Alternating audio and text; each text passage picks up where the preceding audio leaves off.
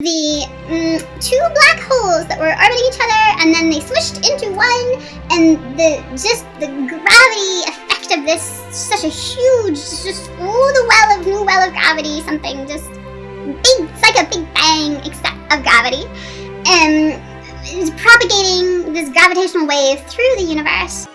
Did they actually see a gravitational wave? No. Did they actually see their instruments detecting the gravitational wave? No. Their instruments did what instruments do, and then a computer analyzed the data and cleaned up the noise and filtered out the chirps in the data that are just random noise and seismic activity and just little happenstance movements, the heat and temperature differences that could cause things to be different.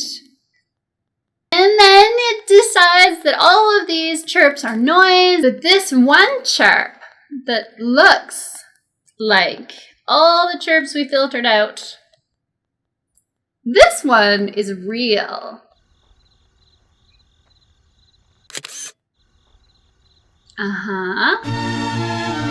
Basically, they have lasers, and they have mirrors, and the lasers go through in this beam splitter, and then the laser light comes back together, and then it goes into this receptor device that looks at whether the light is lined up or not. If the light is lined up, then it's all good.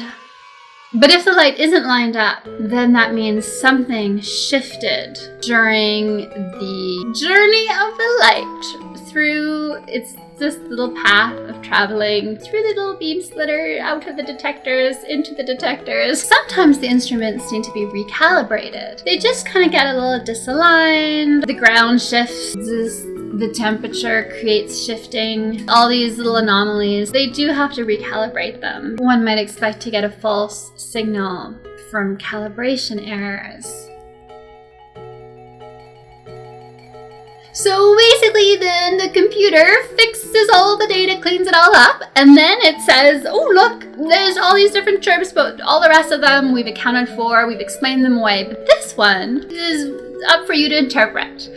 And then the scientists have to interpret that for themselves. The computer doesn't give them truth. Data analysis doesn't offer them truth. It offers them an observation. It offers them data that they have to interpret in order to draw a conclusion.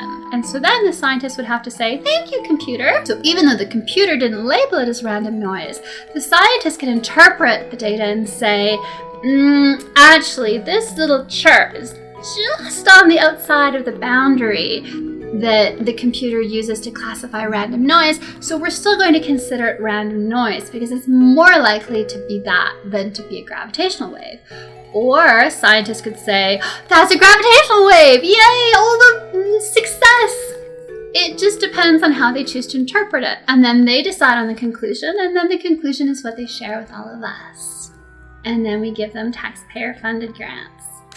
The light is detected by the detector, and the computer analyzes the data that the detector has detected and recorded. The light gets turned into ones and zeros on the computer, and then the computer runs an analysis, cleans up the data, spits out a pretty picture, and then some numbers. And then the scientists look at the pretty picture, and then they read the numbers. But where in all of that is human consciousness collapsing the probability waveform of the light that makes up the laser beam?